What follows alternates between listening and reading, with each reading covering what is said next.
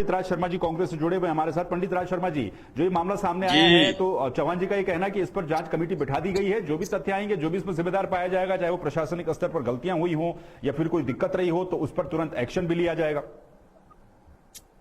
देखिए, मैं सबसे पहले कहूंगा कि सैया भाई कोतवाल तो डर काएगा। चौहान साहब ने कहा कमेटी बना ली, मैं चाह रहा हूं कि आप ऑन एयर बोल दें कमेटी में कौन कौन सदस्य हैं। बात कमेटी बनाने की नहीं है ना। मैंने चोरी करी, कमेटी बना दी 2 बेटों के संग, बीबी की, मौसी की, साली की, वो नहीं चलेगा। मेरी एक आज डिमांड है कि अगर कमेटी बना रहे हो तो जिस लड़के ने, जो एक्टिविस्ट है, मैं नाम उसका कंफ्यूज हो रहा हूं, जोशी है क्या है, विकेश नेगी जी, उनको जरूर रखना चाहिए, उनको रखना चाहिए कमेटी में। तब तो मैं मानूंगा कि आप लोग ईमानदारी के संग एक रास्ते को तय कर रहे हैं। और अगर नहीं कहोगे तो चौहान साहब, ये सृष्टि की सबसे शर्म की बात है।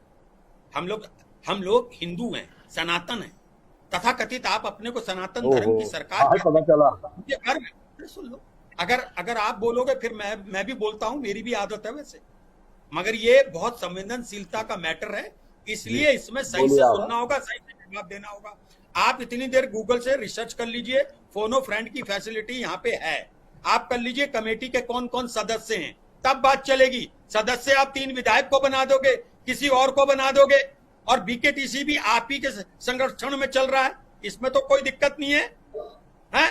और आपको एक और छूट है, इस घपले में आप राहुल गांधी जी पे ब्लेम लगा सकते हैं, इस पे मैं कुछ नहीं बोलूंगा, ये आपको बिल्कुल आपको परमिशन है। लेकिन ये तो सोचोगे ना चौहान साहब, मैं ये समझता हूं कि थोड़ी सी शर्म भारतीय जनता पार्टी के नेताओं को या मुख्यमंत्री को, और हालांकि मुख्यमंत्री जी का कोई रोल नहीं होता है क्योंकि वो तो एक सुपरिटेंडेंट अकाउंट ऑफिसर की तरह बैठे हुए हैं।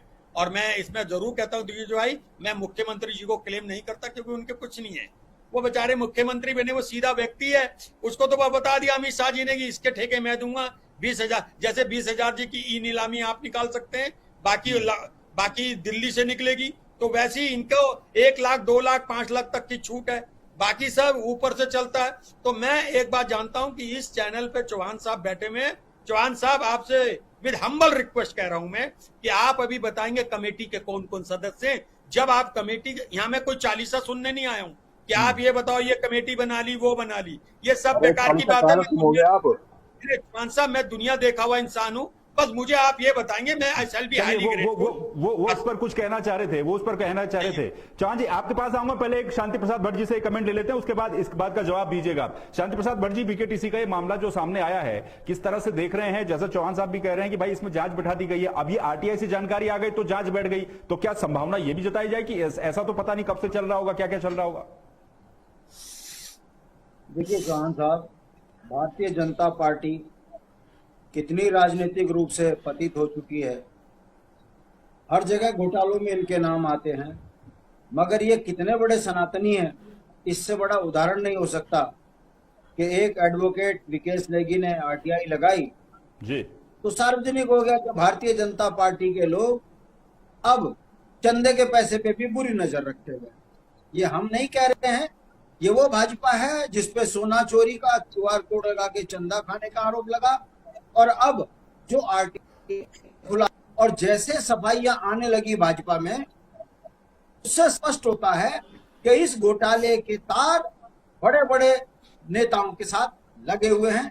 अब इसलिए आंख में धूल झोंकने के लिए कमेटी की नौटंकी कर रहे हैं, जबकि हकीकत में क्या होना चाहिए था, यदि विधायक गणेश जोशी की बेटी ने कहा है कि हमने अपना पैसा खर्च किया है, तो इसका मतलब मंदिर कमेटी जो वो फर्जी बिल लगाकर पैसा, कोई ना कोई तो बेईमान है। ऐसे में बीकेटीसी के जो अध्यक्ष हैं उनको FIR दर्ज कर देनी चाहिए थी, तुरंत मुकदमा दर्ज होता और वो लोग, जो लोग इन केसों को देख रहे हैं, उनकी अरेस्टिंग हो जाती, दूध का दूध पानी का पानी हो जाता।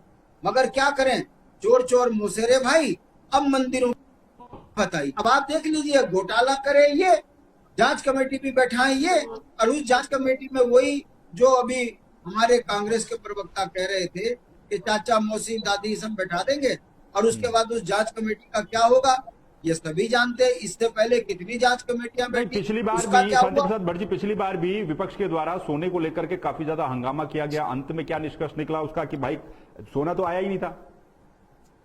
मैं वही बात कह रहा हूं कि भारतीय जनता पार्टी ये कितनी बड़ी राजनीतिक बेईमान पार्टी अब साबित हो रही है, जो सनातन की बात करती है और मंदिरों के पैसों पे बुरी नजर रखती है, और वो भी 4 धाम, वो भी एक ऐसे स्थान पर जहां पर लोग अपने जीवन की यात्रा को इसलिए करते हैं ताकि यहाँ के बाद उसको मोक्ष मिले, यहाँ के बाद उसके सांसारिक जीवन की जो तृप्ति होती, सफलता, सांसारिक जीवन की सफलता, उसके बाद वो धन्यवाद करने भारत के नागरिक इस 4 धाम में आते हैं।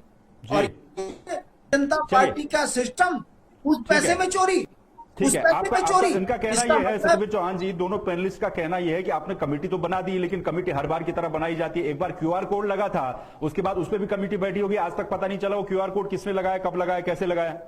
सत्यवीर चौहान जी। दिग्विजय जी, सबसे पहले तो मैं आपको बता देना चाहता हूं